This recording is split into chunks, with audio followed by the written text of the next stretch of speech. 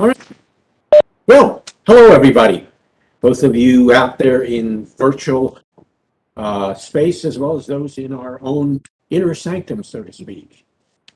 It'll be interesting having a mixed crowd like this once again, and hopefully we'll not end up as a mixed up crowd.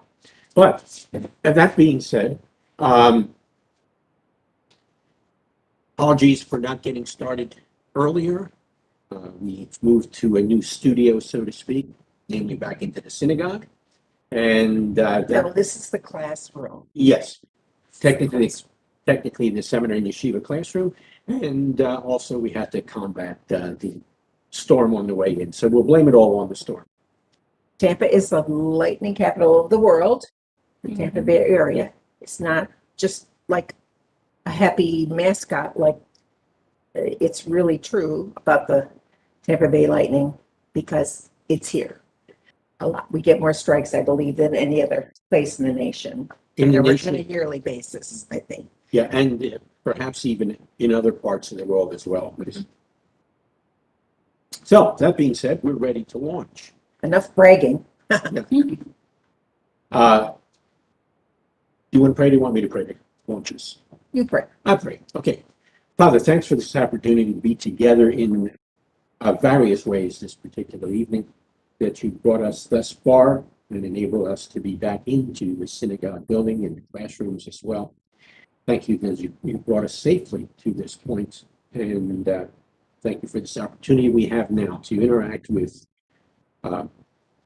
the principles and the instructions you've left behind for us, and to try to integrate them better into our lives and to better understand what they are, so we can in fact communicate them more clearly to others, as well as live them out more fully in our own lives. And for this, we're grateful because of Yeshua.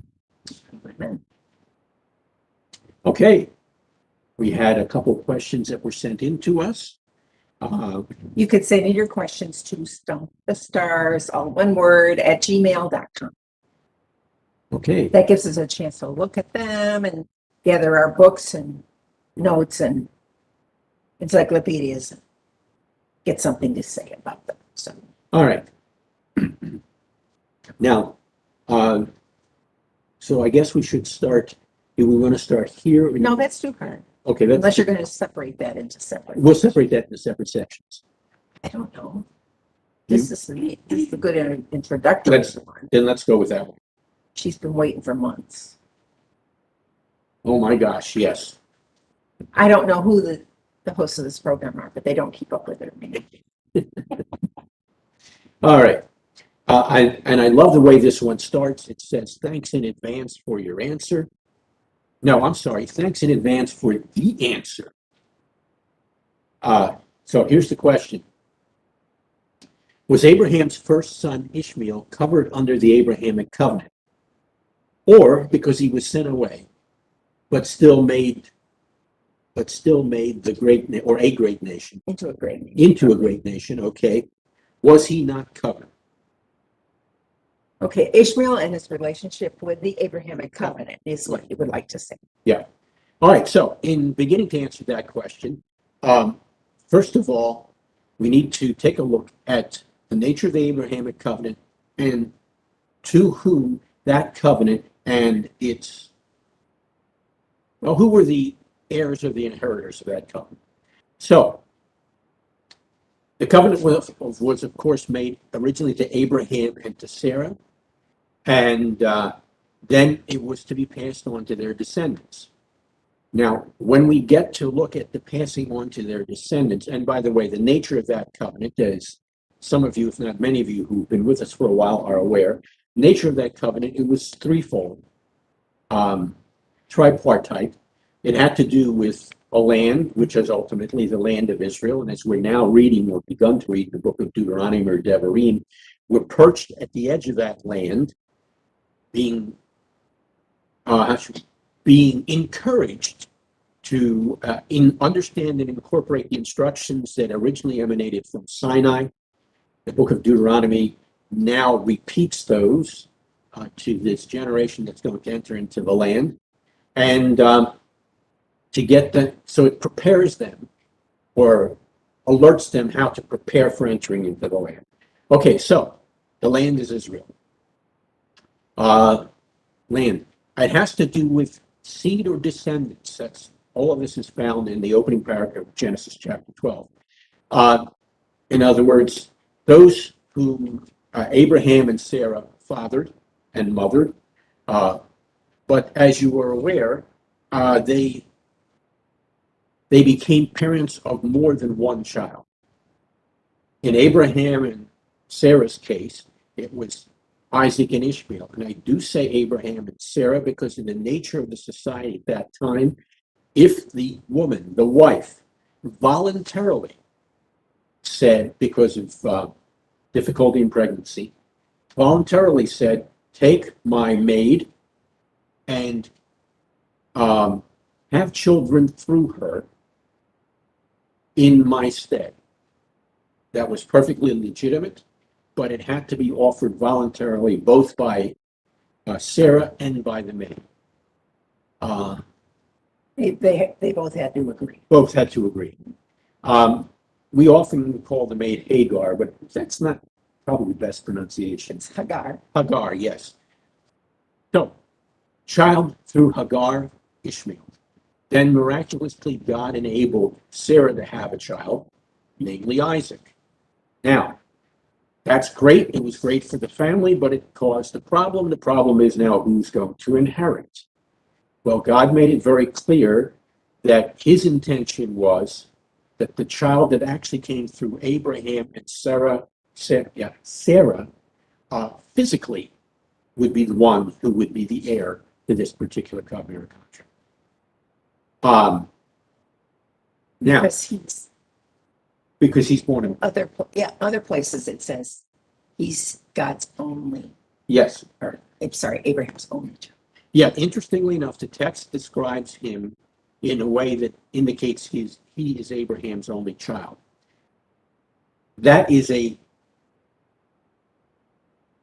how should I put it? A conceptual descriptive, not a physiological descriptive. Conceptual in that Isaac is the one who's designated to be the heir to Abraham and Sarah.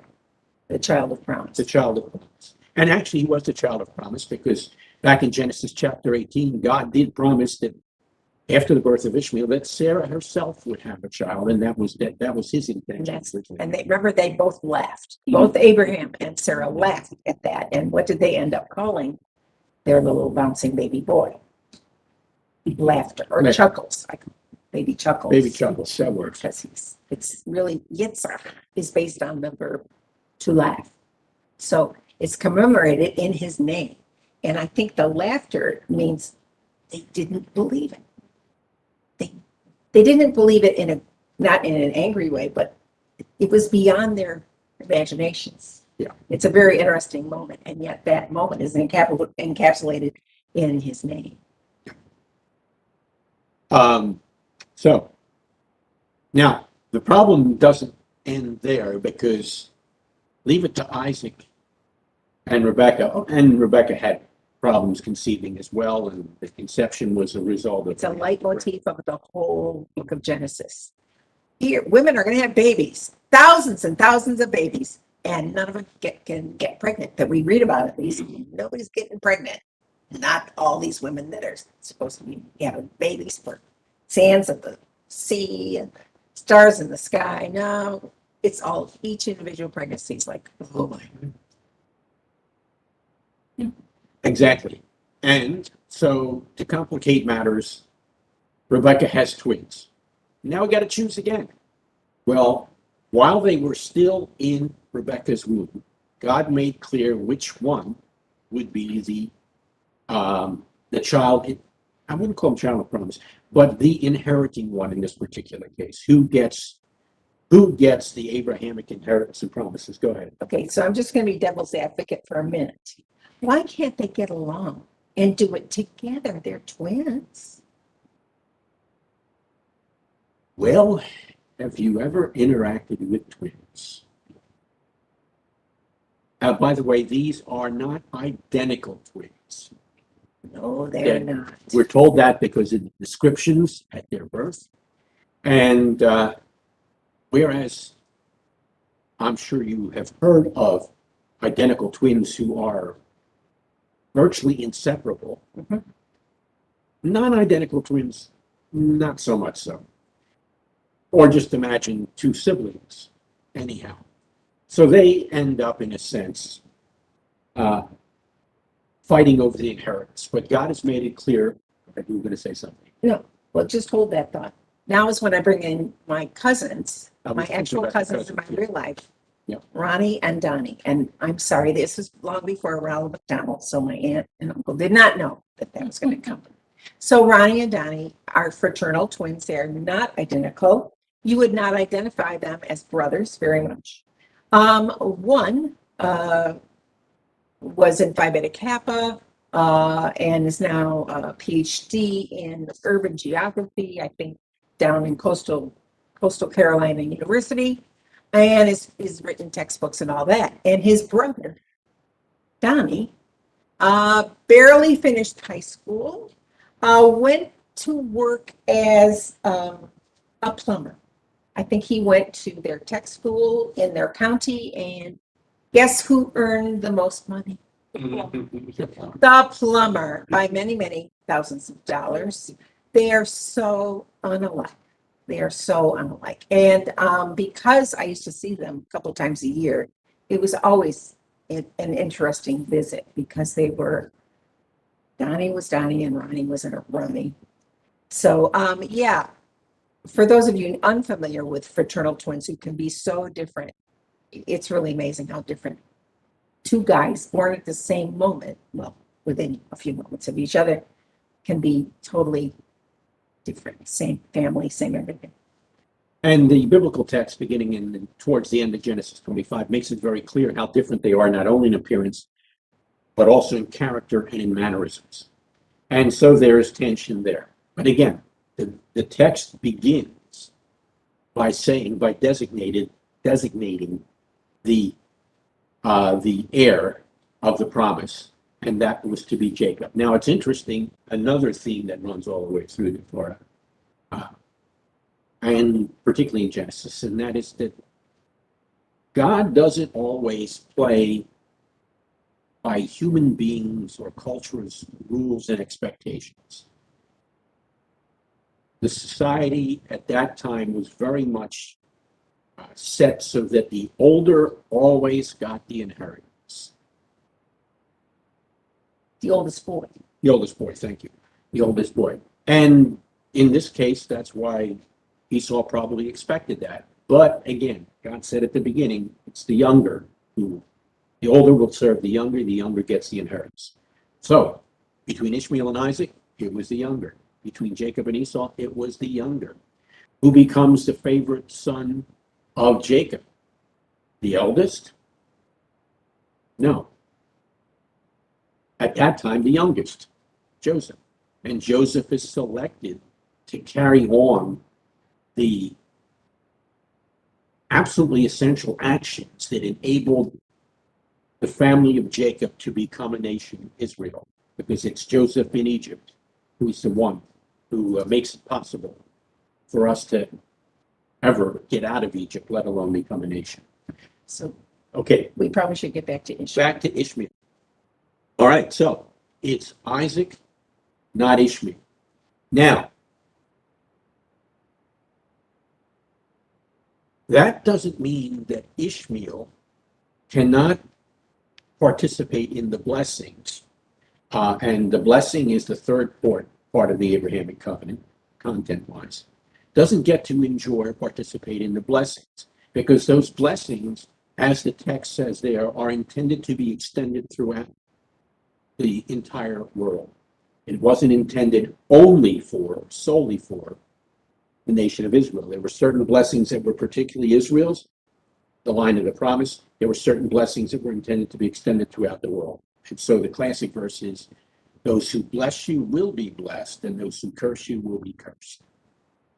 Now, before leaving that covenant, I want to mention just three things by way of important characteristics of the covenant. I'm not going to expand on it. The promises, the blessings, let's say the promises are literal. It isn't just some sort of spiritual or etheric or ethereal kind of thing. They are also tangible. So literally to the descendants of Abraham and Sarah, and then Isaac and Rebekah, and then later Jacob, Rachel, Leah, and kids. They're very tangible in that they're down to earth. It has to do with a real land. It has to do with real people. Real babies. Real babies. So this is not, the promises are not something spiritual. They're something tangible and literal. Oh, and by the way, they're eternal. They're forever. So what God promised to these people, to this line of Abraham and Sarah, Isaac and Rebekah, Jacob, Rachel, and Leah, that remains theirs forever. It doesn't get transferred to anybody else to replace them. Otherwise, they were never forever in the first place. Okay, so in the broader sense, then Ishmael falls under those blessings. Provided he, like anybody else, blesses the descendants of Abraham, Isaac, and Jacob, because that's the way you enter the blessings. Fair enough? Now, there is another loop to this whole thing, and that is, I'm trying to remember which chapter of Genesis it is.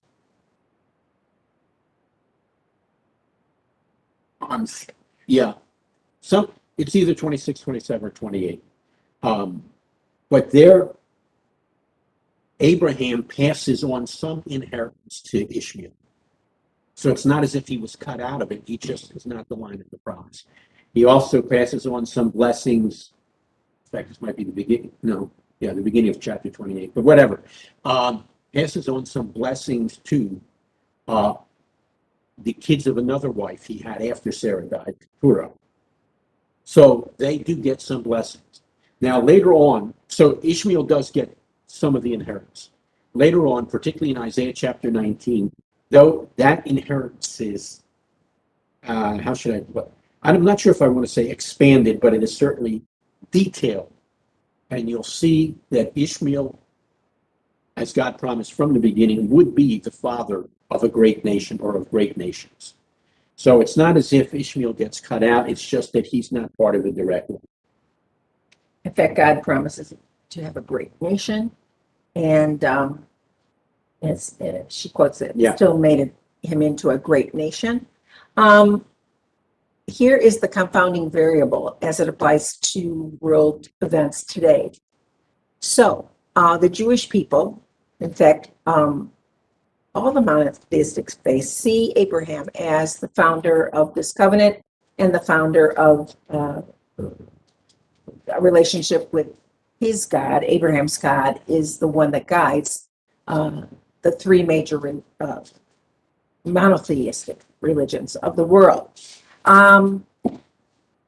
And however, depending on the part of the world you live in and which of these three monotheistic religions you claim as your own, Islam claims that Ishmael is the promised child of the covenant, and that Ishmael is the one who inherits Abraham's blessing, and Isaac does not. It's in the Quran written that way. And I jokingly say sometimes to my classes, this is why there's no world peace. Because in the Quran, when Muhammad wrote the Quran, Ishmael was the chosen one. So everything is based on Abraham and then going to Ishmael. And of course, the other two monotheistic religions, hopefully, believe that Isaac was the son of promise, and therefore the blessings go through Isaac. It is a problem when you see that those are two different paths, and therefore two different responses to what Abraham lived and showed us in his lifetime. Did you find what you were looking for? No, I did not. Okay. Not yet. It's in there somewhere. So Ishmael, and I'll add this in because he's still looking. So this week something came up that I read. and somebody was writing a very short article, and this was not the topic of the article. The topic was something else. But at the end of a couple paragraphs, they wrote, Ishmael is buried along with Isaac at Machpelah. And I went, what? No, no. John and I have actually been to Machpelah. So we were in Israel a couple of years before the Intifada started in the 80s. And we actually went inside. We were taken to Hebron. And it was they were not, this was not a happy town necessarily. But we got to go to walk up the stairs and go into the actual building, which you generally you're not allowed to go in the building. No one is, but that's nowadays. But then, so we got to go up into this giant. It's a giant, looks like a giant Muslim tomb, and you have the three married couples there. You have Abraham and Sarah, and they are buried together side by side. And you go to Isaac and Rebecca, and they are buried side to side. And on the third part of it, you have Jacob, and he's buried next to not Rachel, but Leah. Rachel is buried outside of Bethlehem, and Hebron is further in the south. So, and when I read the statement, I went, wait a minute, there's no Ishmael buried. No, it's not. And so then I think it turned out after I looked at things, I really looked, I had to look at, he was asleep already. I was up. And so, I'm looking up things on the internet and I'm going, where am I going to find out where Ishmael's buried? Because I don't think he's buried in Israel. That would make that building in Hebron like one of the top two places of importance. And it's high up on places of importance in the Islamic world, but not that high up. And it turns out, as far as I can determine, based on Wikipedia, but I think it's accurate. It has attestation. Ishmael's buried in Saudi Arabia. Remember, that's the direction he was sent with his mother, and they were sent, and that's where tradition tells us that they finally settled down in the Saudi Peninsula, and it's either it's a suburb of Mecca or it's in Mecca. That's where he's buried. He's not buried in Israel. Okay, the text was Genesis chapter 25, the opening paragraph, which is where Abraham makes the allotments to his other children. The promises of God to make Ishmael a great nation are spelled out in Isaiah chapter 19. Okay. Fair enough. Anything else? So, promises to Abraham, Isaac, Jacob, just to mention the sons, the wives are always included.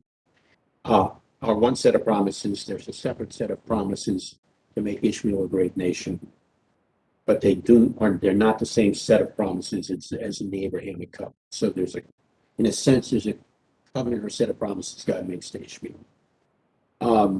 Did we cover that sufficiently? I think we beat that dead horse even more than it could possibly be beaten. Okay. I left out things I could have said, but no. Okay. Rolling. All right. Rolling. Okay. Questions rolling. All right. All right. Oh, you want to try that again? Yeah. Right. Well, Well, you don't have to do them all. no, we'll see how far we get. Okay. Okay. The question reads, was Yeshua not actually killed? Died on a stake, yes, but surrendered his spirit. He had all power, yet gave it up voluntarily. No person actually had the power to kill him. Semantics, but still. Okay, interesting question and an interesting distinction.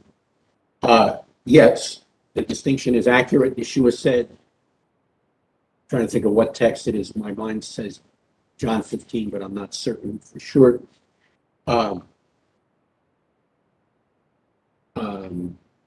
It's my life, and I'm the one who lays it down. No one takes it from me, but I do lay it down voluntarily.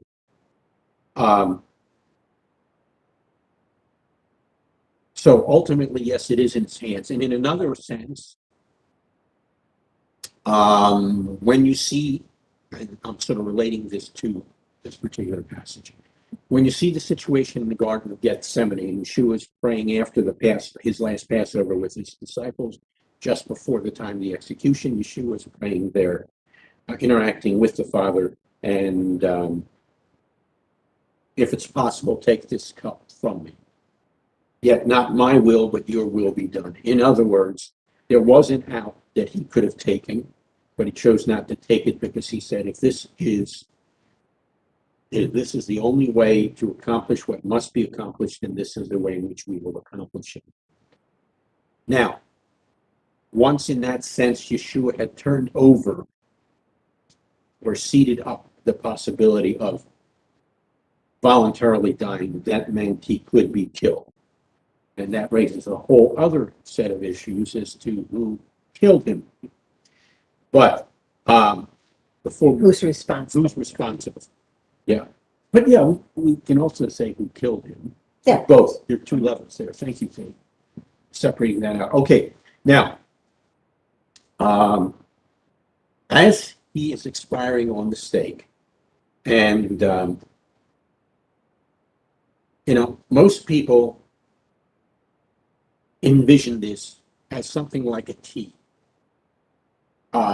small letter T. It could be a capital letter T.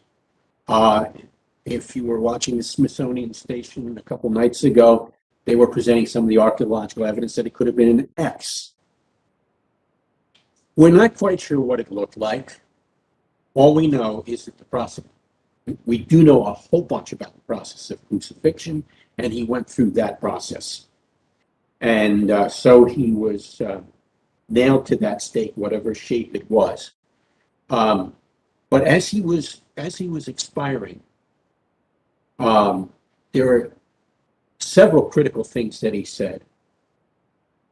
Which the Smithsonian Channel did not say, even though they had 15 different theologians who could have said any one of them. But Yeah, and they couldn't. They didn't get that part of it correctly. But anyhow, three that jump out in my mind.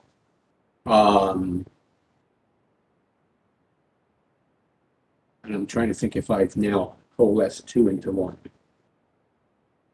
I may have, but forgive me if I do in the explanation.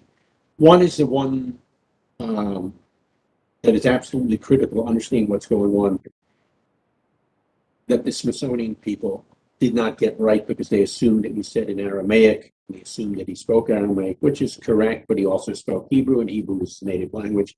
And that which is recorded in the gospel texts, in all likelihood, was the Hebrew, not the Aramaic. But Eli, Eli, lama sabachthani is the way it's often pronounced. And so the question was focused on what the language was. It missed the point entirely, because the point is that's the opening line of a psalm. Psalm 22. My God, why have you forsaken me? And in those days, if you were going to refer to a passage of scripture, if you wanted to refer to Psalm 23, you would not call it Psalm 23, because they didn't have that numbering. They would refer to it as by the opening line, the Lord is my shepherd. And as soon as you started, everyone would know, oh, that's Psalm 23. Oh, they wouldn't have said Psalm 23, but that's the connection. They would have been able to follow up with the rest of it. And they would have known the whole of the psalm. All you needed to do was quote the opening. The previous psalm is Psalm 22, and that begins, my God, why have you forsaken me? And strikingly, in that particular psalm, you have some of the details of crucifixion in amazing detail, especially given that the psalm was written about the year 1000, and the process of crucifixion certainly as, how should we put it, perfected by the Romans, did not come for a good 700, no, more than that, 750, 800 years later. And yet the psalm gets the details right. So that was one of the things going on as he was being executed.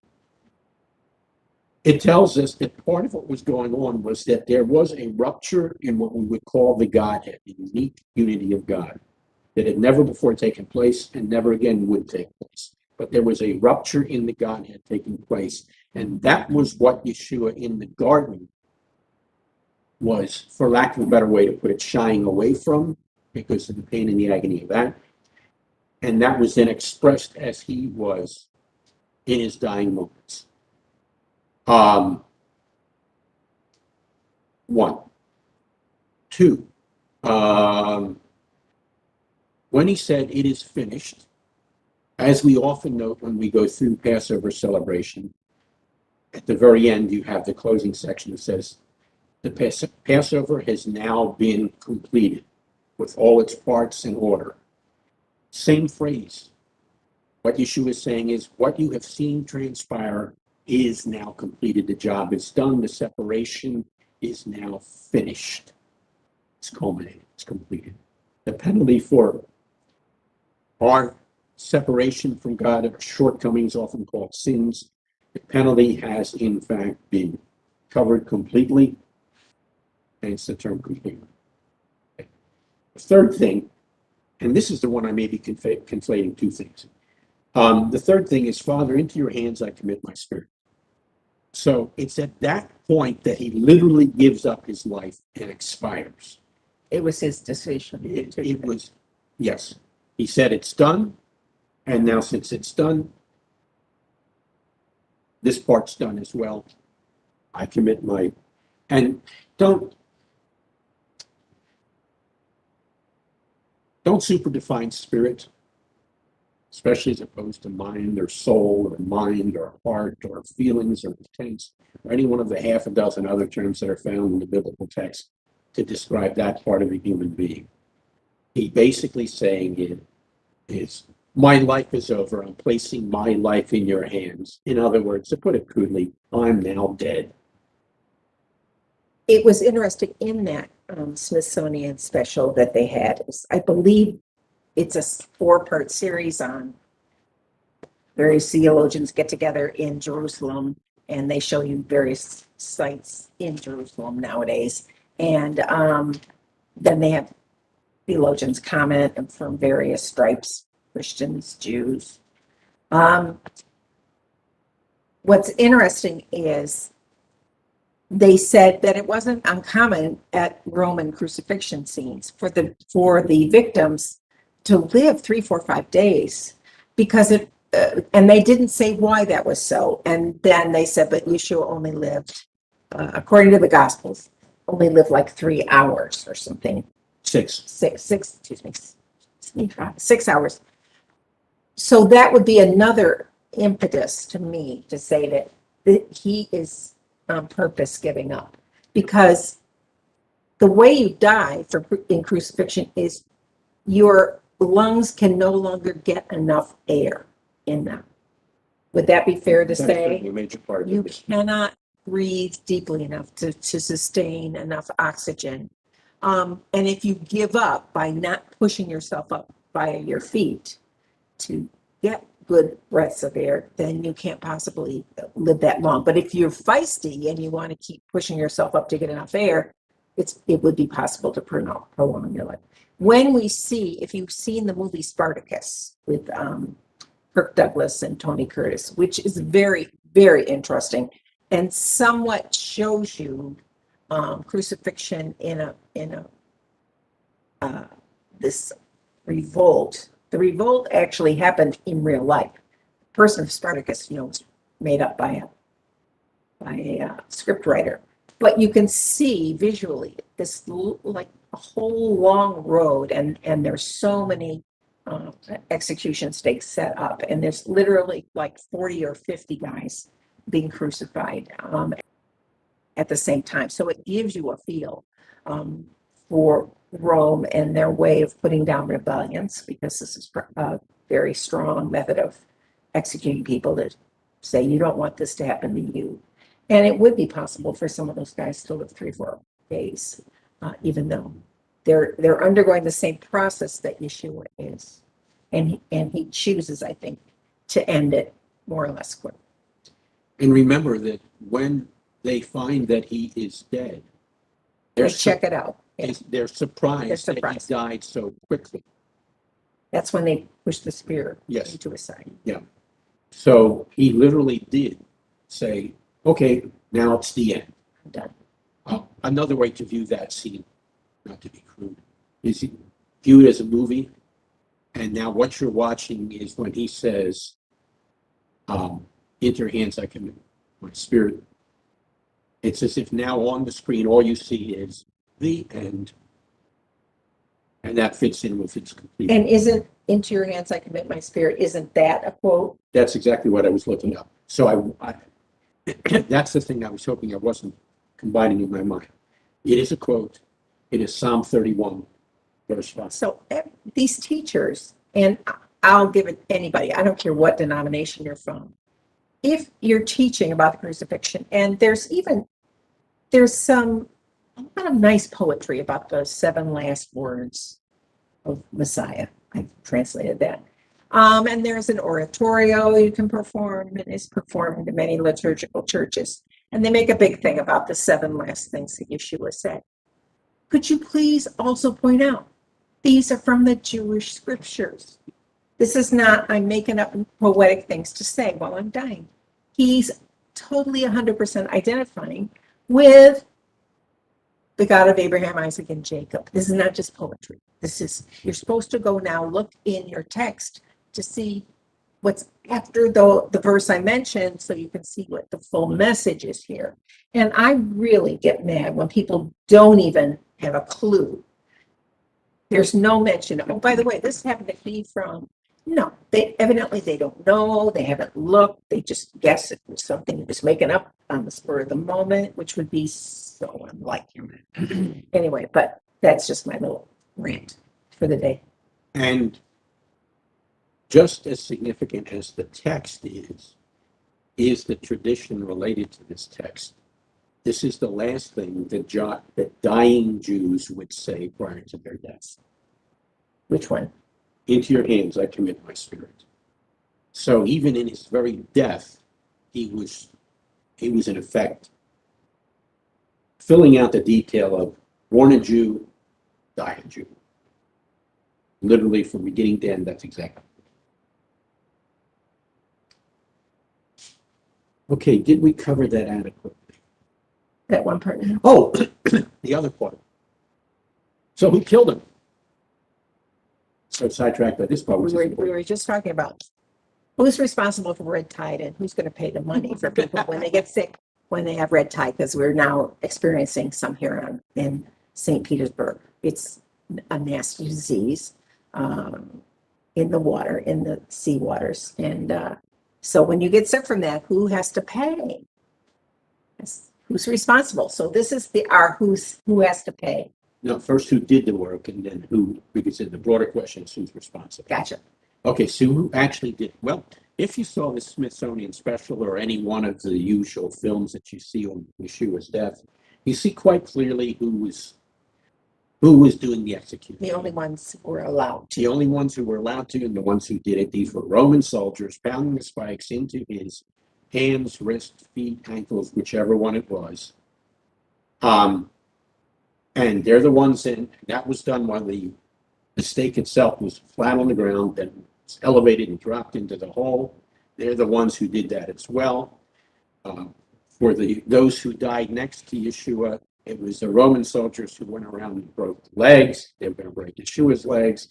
They didn't because he was dead. To double check it, it's a Roman soldier who stuck the spear in his side. Every one of the people who had their hands on in killing Yeshua was a Roman soldier. So why don't we hear frequently said, the Romans killed Christ instead of the Jews killed Christ? Because the reality is, the Romans did it. But I don't know of anyone who's ever blamed the Romans for doing it. Now, by the way, Acts chapter 4, I'm thinking verse 29, but something in the 20s, maybe it's 27. As Shimon, Peter is praying on behalf of the others there with him, the others of the apostolic circle. He says, they were gathered together against you and your anointed servant, anointed, of course, as Mashiach. He doesn't say chief priests. He doesn't say the elders. He doesn't say the Jewish people. He starts out by saying both Herod and Pontius Pilate. Those were the rulers in Judea and in Israel. Herod, who was appointed by the Romans, who was not a Jew. Pilate, who was the governor of Judea and the larger province. And then it says the Gentiles, and the last one listed is the people of Israel. So the people least responsible, as far as God's concerned, are the people of Israel. The people most responsible were the leaders. And in fact, in 1 Corinthians 2, I think, the rabbi, Rav Shaul, says,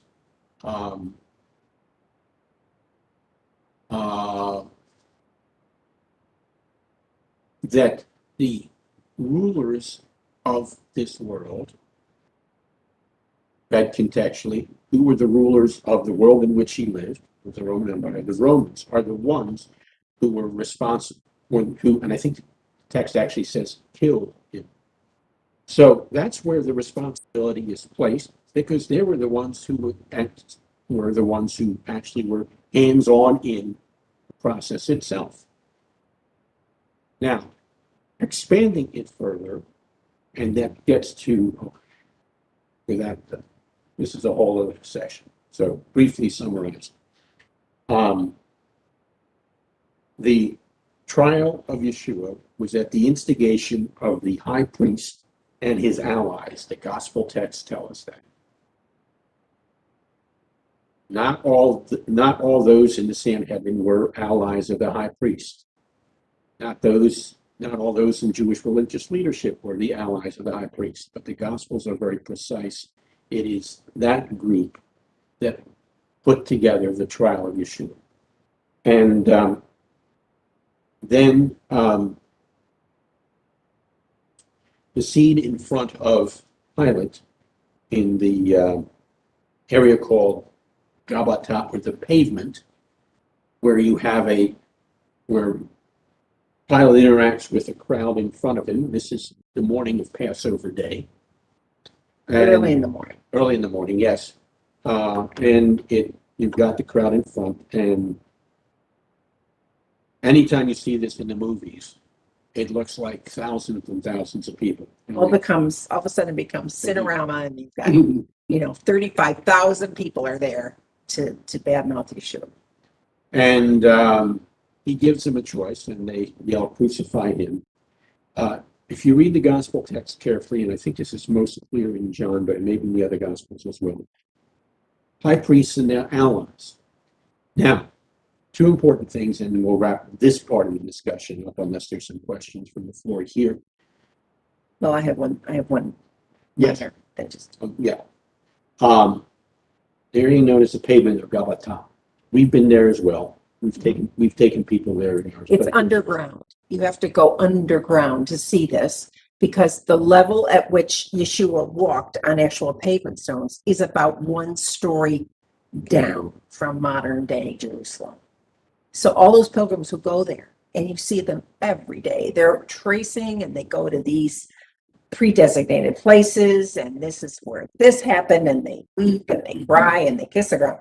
Except the actual places he would have walked are way underneath dirt. It's right there. So it's almost tragic that evidently not too many people are told, yeah, this isn't the exact place, honey. Way down. It's way down. All right. And when you're in that space, you very quickly realize how few people can actually fit into that space. Yeah, the space where it actually took place. Those who've excavated that area have said it could hold, when it's full, 100, possibly you could stuff in 120 to 150. Yeah, it's about the size of half this room that we're sitting in right now. That's it. That's all there is. So you can't have the 35,000. Yeah, and according to the fire marshal's estimate, we are not allowed to have more than 100 people in this room. So, anyhow, so that's size of the group, the nature of the group. Before I leave the size, they were living during Passover time in Jerusalem. Usually it's estimated a couple 100,000. With the Passover visitors? With the Passover. Yes, I was going to say, because I've always heard between 48 and 50,000 live there on a daily basis. Yes, but with Passover visitors, 200,000, some estimate as many as 250,000. So it's a big problem. At best, 1/100 of that 200,000 or 250,000 people were the ones who cried crucified. This was this was a meeting that was set up, arranged between Pilate and the high priest and his cohorts or allies. So only they would have known that this meeting was taking place. And of course, the high priest and his cohorts would have brought in their own crowd. So it was only those. The bulk of the people would have been out doing what? Preparing for Passover. And by the way, if you showed up in Pilate's courtyard during Passover, you've just disqualified yourself from celebrating Passover because you've now You'd have to go through the you'd mikveh. have to go through the Again. process of ritual cleansing. Yes, I believe. So when we're talking about who actually did the killing, the movies are right. Roman soldiers did it. When you talk about who is responsible for it, the movies are wrong, as both Acts 4 indicates and as the realities of that setting. So if I can play devil's advocate Yeah, you again, can. I know I'm, But you're I such, walk that tightrope. but you're such a cute. Thank you. You think? Yeah. Okay. So I believe that the misunderstanding here of the Jews killed Yeshua is, well, it doesn't matter if the Romans actually carried it out. They were under orders from the Jews because the Jews, in their secret way, and I really think this is where it comes from, were running everything. And the Jews told the Romans what to do, and they did it. And poor Pontius Pilate, you know who felt really sorry and really commiserated with Pontius Pilate when he saw the Passion Play in Oberammergau. So there's a very, very famous Passion Play that's been going on there for a couple hundred years. Centuries. Yeah, a couple hundred years. And Hitler took a entourage from Berlin down to Oberammergau one springtime to see the fabulous Christian play that's there. And here's what he took away from the Oberammergau Passion Play. He felt so sorry for Pilate. Poor Pilate. He must have been tortured beyond belief because the Jews made him kill Yeshua. And he tried to say he didn't want to. And he tried to say, no, this is not my responsibility. And he felt terrible about this, says Adolf Hitler. And everybody goes, and historians would say, don't feel so sorry for Pontius Pilate because Pontius Pilate doesn't care what the Jews think. He doesn't have to follow anything they say.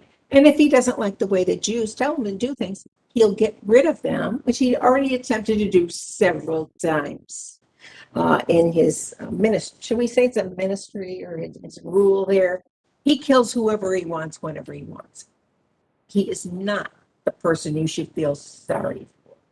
And any portrayal of this part of the so-called trial that shows Pilate as a weakling who doesn't, he's just, the crowd's going to kill him if he doesn't do this, it's just false. Because history tells us he felt free to massacre other people under his rule and under his auspices. So, yeah, that argument does not fly. However, with ignorant people, it does. They would feel terrible if they had to kill somebody who was innocent. So everybody must feel the same. Pilate didn't care. It's like Honey Badger don't care. Pilate don't care. If you cross him, he'll kill you. Footnote both on Pilate and on Hitler. Hitler is quoted as saying that now you know the reason why I'm killing the Jewish people. I'm fulfilling the church's doctrine concerning the Jews. That's what he said coming out of the Passion Play. P.S. on Pilate. Historical records, both inside and outside the Gospels, make it very clear that Pilate was a very vindictive and cruel person. And in fact, ultimately, that's what got him retracted by Rome. I was going to say recalled. Retracted by Rome. Gospels put it this way. This is the one who has mixed the blood of the Galileans with their sacrifices. So while So the Galileans went to sacrifice and he killed them while they were sacrificing in Jerusalem, yeah. because he's afraid. Another person who thought he was very afraid, and I thought you were going down this route, was Mel Gibson in Passion. Well, I didn't even want to bring that up. But anyhow, more on this kind of stuff in the book that Patrice and I wrote a number of years ago called The Distortion.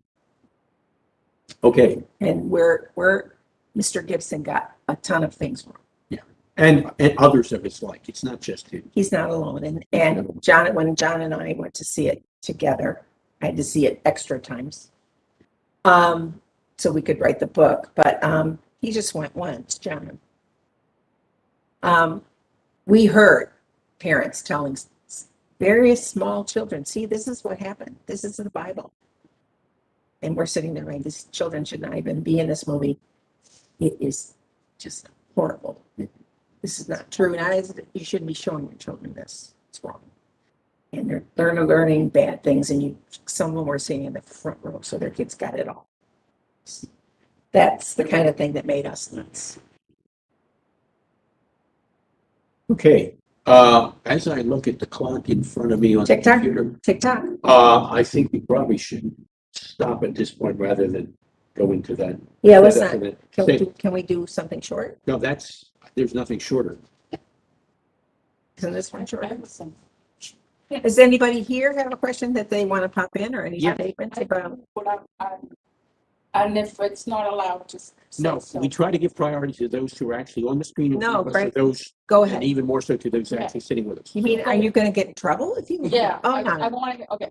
So I truly, truly, truly want to stay politically neutral. But Okay. I'm passionate about the religion. How do I separate the Jewish religion from politics if the promised land is such a political issue? Oh. Now, so We should repeat the question in case they couldn't hear it on our Okay. microphone. Is not. um, How, go ahead. good. How, all right, if we don't want to get involved in current American politics, is that what you're saying? Or any kind of politics? Yeah. How, repeat what you said, How I want to stay passionate about the religion. right, And I believe in the religion and the covenant that it is the promised land. right, correct.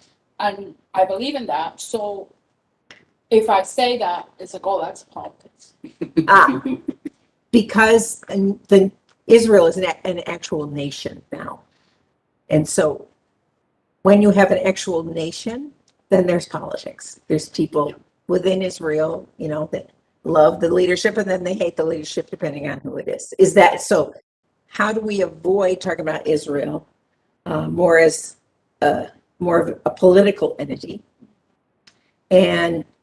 but keep our attitude positive about Israel as a fulfillment of promise? Would that be Right. okay? All right, I repeated the question. That's not a short one. But No, it isn't. No, it isn't. And we can. And you're going to. No. Oh, what? Can I finish? Yeah. And I'm going to give you at least a partial answer, but it obviously needs. We far could more than- discuss this. If it's of interest, we could discuss it. And it may well be well worth discussing it because there are all kinds of implications on a number of fronts. And I'm going to try to sort of separate out things, and feel free to chime in here. Would it help you feel better to know that he and I don't agree 100% on all the things, all our opinions? I wouldn't say. But, oh, well, almost all of it. But this is an area that he and I are. Okay.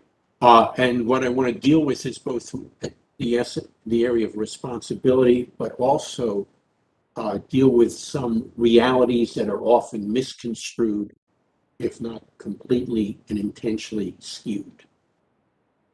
Okay, so first of all, Israel, and now I'm talking politically, Israel is the only democracy in the Middle East. And within democracy, it is very difficult or impossible to have apartheid. And yet Israel is accused of apartheid all the time. The on-the-ground reality is Arabs who are citizens of Israel, who've lived in Israel, They are citizens of Israel. They get to vote. They have at least one, if not several, political parties. That is not apartheid. Now, as in virtually any nation around the world, whether a democracy or a non-democracy, there are going to be inequities, some intentional, some non-intentional. Presently, and I do mean as of the last several weeks, one of the Arab Israeli parties is in fact one of the coalition parties in power. That's new for my lifetime. Yes, but it is in power. That would not happen in anything other than democracy. And I'm trying to think. So they have a voice in the governing element of the government.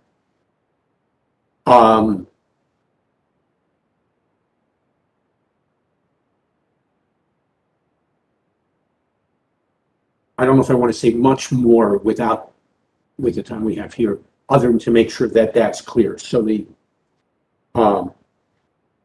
depictions of Israel, the nation, in most cases, in countries around the world, is in fact skewed.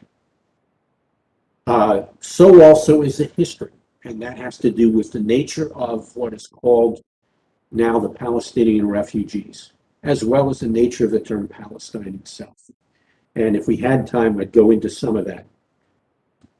But the on-the-ground reality was,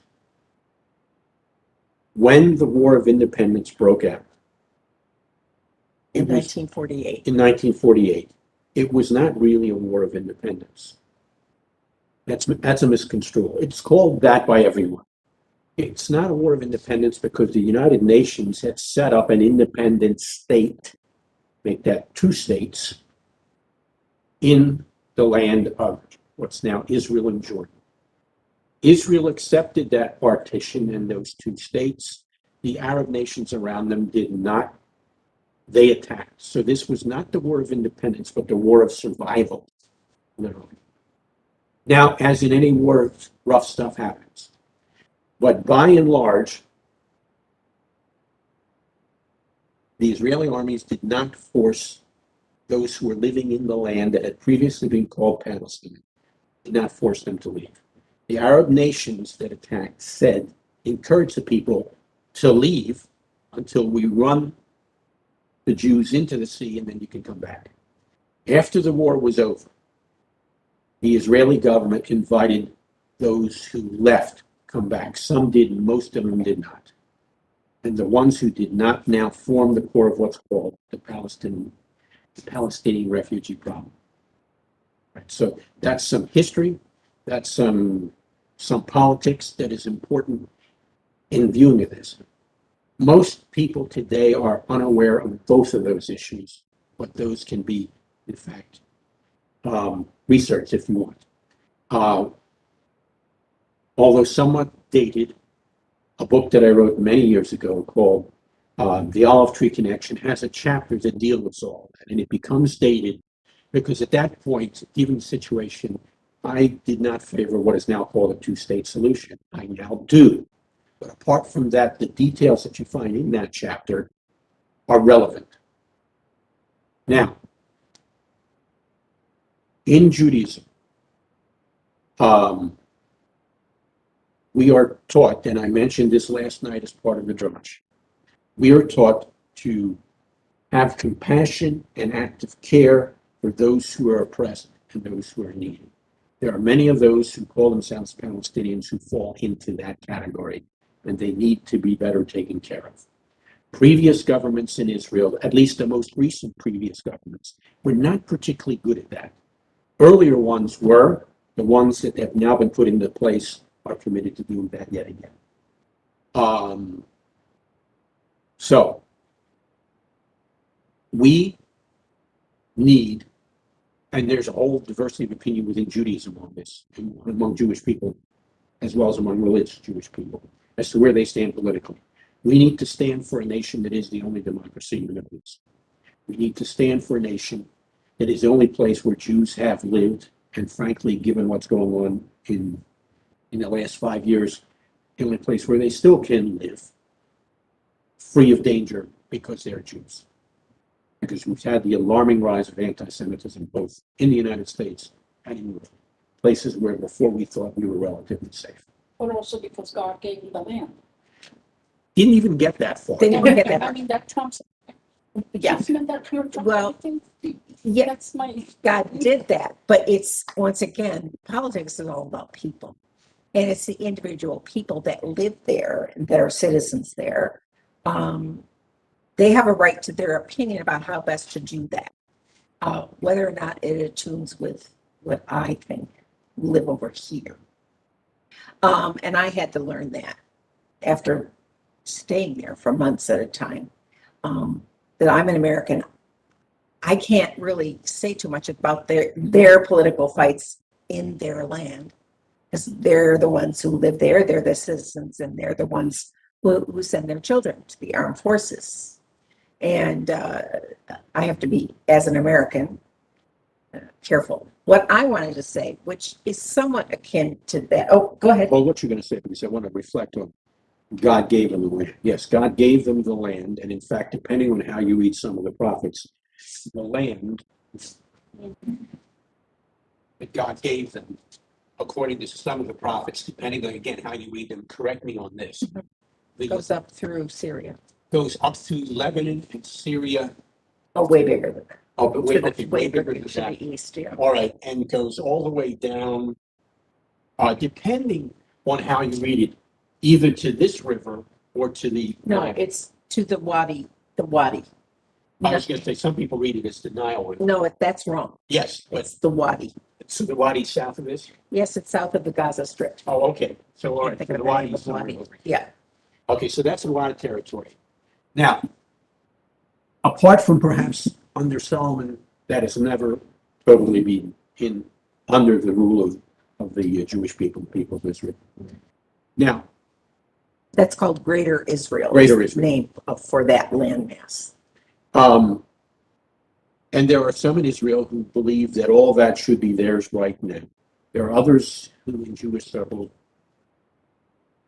another radical end of the spectrum, believe that none of this should be the Jewish people now, because it's the Messiah who's supposed to bring it in, and Messiah's not here yet. Now, ultimately, it's under the Messianic rule that this will all be part of Greater Israel. But when you are involved, and this is part of the reality of the religion, as well as part of the reality of what you call politics, and I'm going to use that in broad sense. The reality is you've got to take care of the people who are living on the land. You don't get to toss them out. You don't get to ignore them. And you don't get to ignore them. Starving or. You've got to care for them. You've got to give them full rights. So that becomes the nettlesome issue that is Israel today. Now, can I give my little thing that's really compact? Yes. Okay. So in general, please remember also, you have politicians, let's just say in America, it could be anywhere in the world. You have politicians who are not Jewish. I don't care what religion they are, but they're not Jewish. And they'll make statements like, this is what the Jews want. Okay, which Jews are you referring to? Are you referring to American Jews? Are you referring to Israeli Jews? Are you referring to a combination of Israeli and American Jews? Because all Jews believe the same thing. The minute you say there's one Jewish opinion on something, you are now walking into cuckoo land, because there isn't one Jewish opinion on anything. And I don't care if you're talking about American Jews. I don't care if you're talking about Israeli Jews. I don't care if you're talking about Canadian Jews. I don't care if you're talking about Brazilian Jews. There is no one Jewish opinion about anything. And just as there are those in Israel or Jews who believe that nobody has any business making a government here because the Messiah is not here, and we're not supposed to have a kingdom until Messiah comes and he's supposed to be the king. And they basically think that the Israeli government, under whose auspices they live there, is illegitimate. And they're Jews. You have just as far on the other side those who do not care for any part of the government for totally different reasons. And guess what? They're all Jews. So let's not say that this is the Jewish opinion. Not all Jews around the world think that Israel is a good place or should be replicated anywhere. When you go to Israel, you get a real feel for the broad spectrum of beliefs and really in a Jewish government, even though there's people who are not Jews in the government. So it's complicated. And what bothers me is when certain people within America or any other nation have a statement that half the Jews in Israel would disagree with, but they're right. No, they're not right. They don't know. If you talk in simplistic terms about Jews, first of all, that we believe the same thing is ludicrous to the nth degree. Just as Messianic Jews, you got this broad spectrum of are we Jews? Well, go anywhere and you'll have people arguing with you. But it's important then to understand when you hear political opinions to realize there is a 180 degree range of opinions in Israel by Israeli citizens. And even the leadership that's been there in place for 25 years. I think so, yeah. Well, A long time. you can argue about that, but for 25 years was not favored by more than half the people in Israel. So there's not one perfect leader in Israel. There is not ever going to be a perfect leader in Israel until the Messiah comes. So in that sense, those ultra-Orthodox Jews who say, well, we really won't have government until the Messiah comes and he'll put himself in the kingship. I'm agreeing with them, even though I wouldn't agree with them on anything, basically, almost. Three things to wrap it up, and I'm going to try to keep it very brief. Number one, ultimately, it is the role and responsibility of the Israeli Jews and Arabs who are citizens of Israel to determine what goes on in that country. We can root and cheer for whomever we want, but it's ultimately their role and responsibility, and at least those who are coming to it from a Jewish religious perspective, you've got a religion that tells you how you are supposed to care for those around you, which are already mentioned earlier. Second thing, for those who think that, and this somewhat relates to what I mentioned earlier, so-called Palestinians, and I say so-called because the first people called Palestinians were the Israelis who were fighting in World War I as a Palestinian brigade. The Jews were fighting from Palestine in the Palestinian brigade for Britain in the First World War. They were called the original Palestinians. So that's a name that's become somewhat problematic. But anyhow, the land that became Jewish land in Israel was not taken from Arabs. It was either purchased by Jews, and it had been for over a century before, or it was passed on by the Turkish government to the British mandate, and it was Turkish land. And that's the land that then was divided into the two states that the UN resolution in 1947 produced. So people weren't robbed of their land. And then the final thing is, because of attitudes towards Israel, and they erupted once again when the bombing started, or the missile started from Gaza by Hamas, Israel became scapegoated. And along with that comes an extension, unfortunately, but this has happened historically, of the scapegoating of Jews, not just Israelis, but Jews as well. And so that produced a spike in anti-Semitism in this country and in Europe And it wasn't just this country in Europe, in nations around the world. And that does not mean that you're automatically anti-Semitic if you disagree with some of Israel's policies.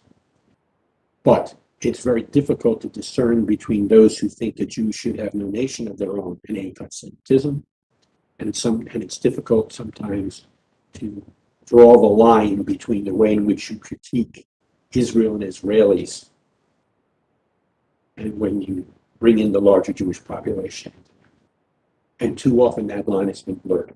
That's part of what was addressed by a statement that's on the Union of Messianic Jewish Congregations website. It addresses that in the opening paragraphs. So if you want to see that statement, since a number of us put it together, it's in response to that and in response to the, what was it? A fourfold increase in anti-Semitism in the month of June that was reported here in the United States, and much of that manipulated what's going on in Israel to launch this other stuff. And we also cite the fact that 2020 was, I think, the third largest number of anti-Semitic incidences were recorded in U.S. history in 2020. So it's the mixing of these two things that becomes not just a problem for the religious and the political, as you were saying, but also it has some spin-offs into this area of anti-Semitism that we talked about in the previous question. You want to say anything else? No. Okay. All right. Do I have things to say? Sure, I have things to say, but I'm not right now. No, is that a good enough answer? It's not an easy It's answer. not an easy answer. It's not an easy answer. No. And well, this one truncated comment. People like, I don't know, used to read letters to the editor. Nobody reads the newspaper letters anymore. But in general, people would say, well, Israel should be ashamed of itself because of this, and that. And why isn't anybody speaking up? Well, first of all, are you talking about American Jews? Because we can't affect anything that's going on in Israel. They're their own thing. They're their own people. They have their own issues. Americans have our own issues. But it's that concept of all Jews agree on everything, especially Israel, and therefore Jews need to take responsibility. Like, I need to take responsibility for what's been going on in the Middle East. In what universe are you actually living here? Is that how you think the Jews are all tied together? What we send emails over to the Israeli government and they listen to us? No. It's just wacky. But it's there's a wide swath of ignorance. That's like blaming all Christians for what the Catholic Church does. Well, you're a Christian. You should contact the Pope. I'm a Protestant. I don't deal with the Pope. And people go, what? Well, it's the same kind of thing. Same kind of things happens with Muslims too. Well, you're Muslim. Do something about this. What am I supposed to do? I'm living in America. What am I supposed to do? How can I speak out? It's not okay. I'll speak out, and so that will be helpful to know one about this. So it's based in ignorance that we really do need to know more about other religions and even subtexts of other religions. We could do better, really, learning about religions not our own in America. I think that'd be extremely helpful for world peace if we understood better our religions. That was concise. And it's always good to know something related to peace. And education. And education, of course. Two major goals back to the religion, Jewish religion. Yeah. All right. Okay. What are we doing now? Havdalah. So it's about, here in Florida now, it's a very, very dim and sad, concluding moments of today. I see one blot of sunshine coming in on the upper clouds. Meanwhile, down here, it's all gray and wet. So it's a good time to say bye-bye Shabbat. Now, for those of us who are physically here, we have some paper cups if you want to have some. And I better get this frog out of my throat or if I'm going to sing.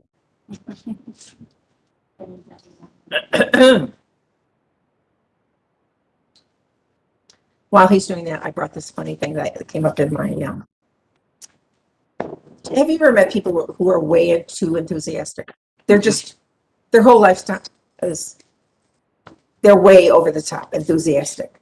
So we have a friend and he roomed with the son of a man who wrote a book called Isn't Life Fabulous or something? Anyway, he wrote this book and evidently he infected his whole family with this thing like, life is fabulous. And if you're not out there enjoying every single moment of it, there's something wrong with you. Have you ever met those kinds of people? Oh, yeah. So I said, our good friend, Bob, actually was a roommate of one of these sons and this son was just the same way. And he had to room in the same room with him. So that was overwhelming. But you see this. And so this is a quote that I got off of my feed here.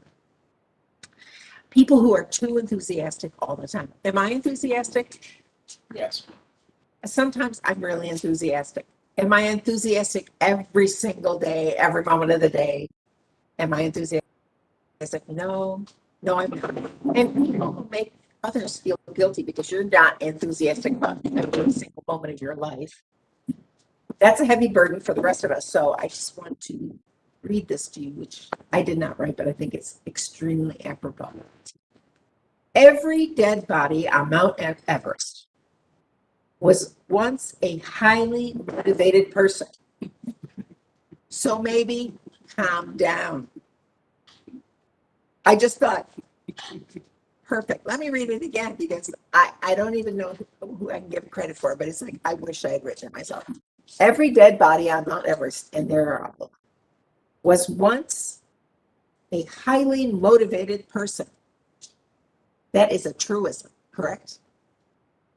So maybe calm down. Because your enthusiasm can lead to always happiness and joy. I'm glad you're agreeing with me. There's other, I'm sure you're listening. But, well, she has a bad attitude. She needs to be more enthusiastic about life. Just because you're enthusiastic and you run ahead to the future does not mean the future loves you back. Okay. See, that was entertaining. And now he's done with his pots and pans here. All right. Yeah, and I couldn't find the nice dish that goes along with this. No one's looking at the dish. If they're looking at the dish, you're doing something wrong. Yeah. All right. So do you want me to hold? How do you want me to light the candle? Hold on, we will need to We can move elevate. this out of the way because it doesn't matter for the picture. I think All right. that should become lighter. Yeah. Okay. Inflammable. Oh, it's good. We can come closer. Oh, yeah. Yeah, you guys can come up if you want. And step into the other room and grab a Siddur. And grab a couple Siddurs. And then you can, move whatever else around there. Look, we have moms.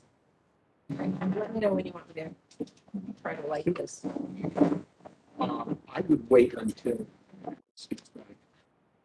So this is, well, everybody, so this is our spice box. We have, and look at me, greens, and I put some more spices inside. And this is our wine cup, and this is our candle, 6-wood candle, representing the week that's not Shabbat. Okay, Ready? go ahead. Okay, what are we doing? Light and then sing. Light and then sing.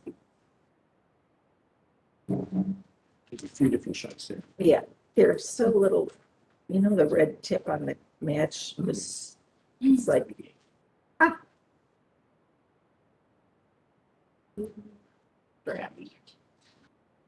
ready? Behold, God is my salvation. I will Trust and will not be afraid. For the Lord my God is my strength and my song.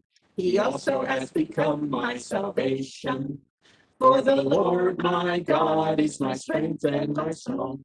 He also has become my salvation. La la la la la la la la la.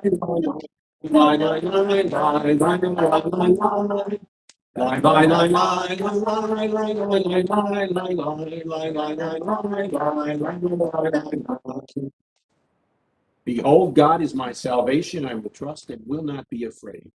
For God, the Lord, is my strength and song, and he has become my salvation.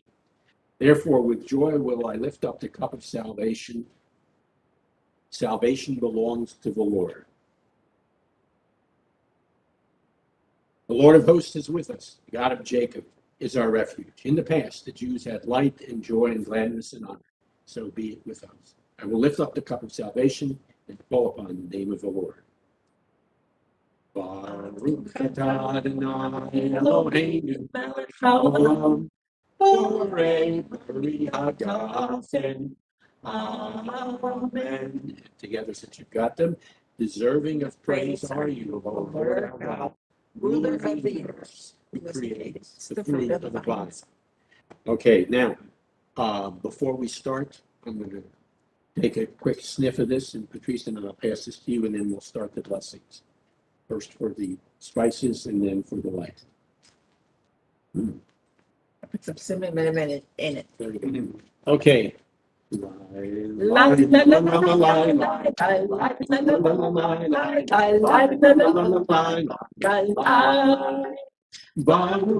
atah Adonai Eloheinu melech haolam, borei minei besamim, borei minei besamim. Amen. Baruch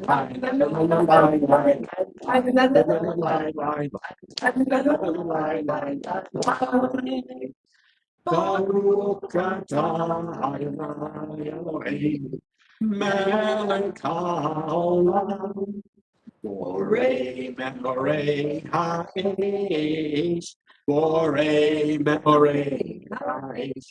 Amen. And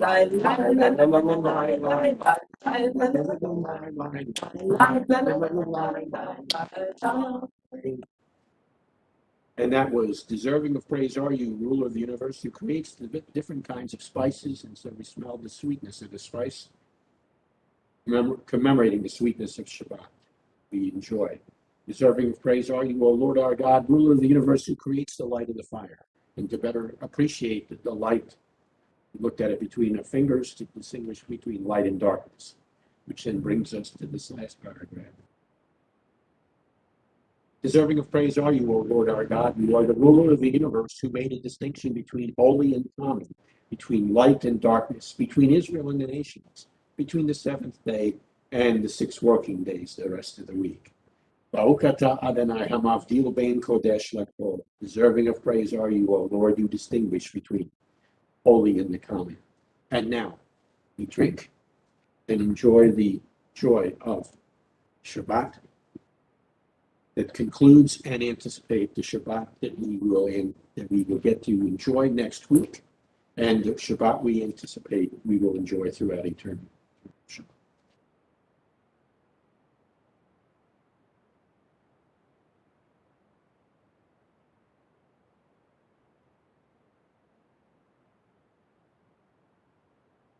Okay, You want me to do this? Or do you want to do it? I will make an attempt.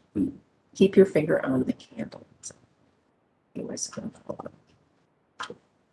Stir and pray. There we go. Bye-bye, Shabbat. When you have good tools, you can make it. All right, and so we sing. Are you burned? No, I'm waxed. Oh, okay. It's like a paraffin. Yeah. Oh, Now the look, little my fish- fingertips purple. The little fish are gonna come and eat. Okay. Okay, ready? Eliyahu Hanavi, Eliyahu Hatishbi, Eliyahu Hanavi, Eliyahu Hanavi. You want to go big? Yeah. Bimheira Yahweh, Bimheira Yahweh, Mashiach ben David, Mashiach ben David.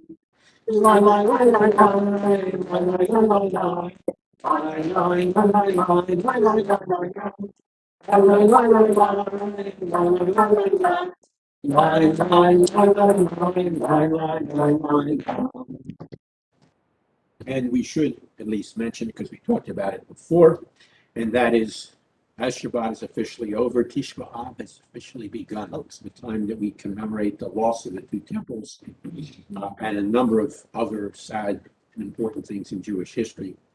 But Shabbat carries us through that as we anticipate the Shabbat to come, because there is coming a time of eternal Shabbat.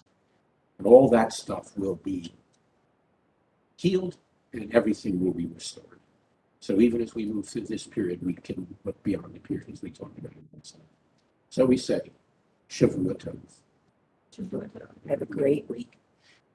Okay, and we are done. And thank you for joining us out there. Thanks for coming us to see us. And we'll see them again in August. Yes, I believe we'll we'll see you again in August.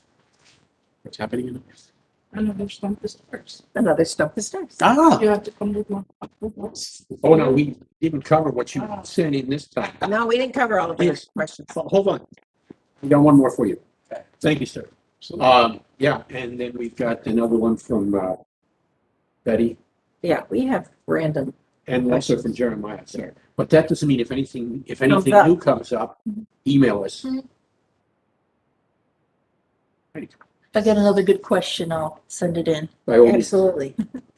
Oh, they were at the game today. Who? Seth was at the game with the Rays. Questions I got. Yeah.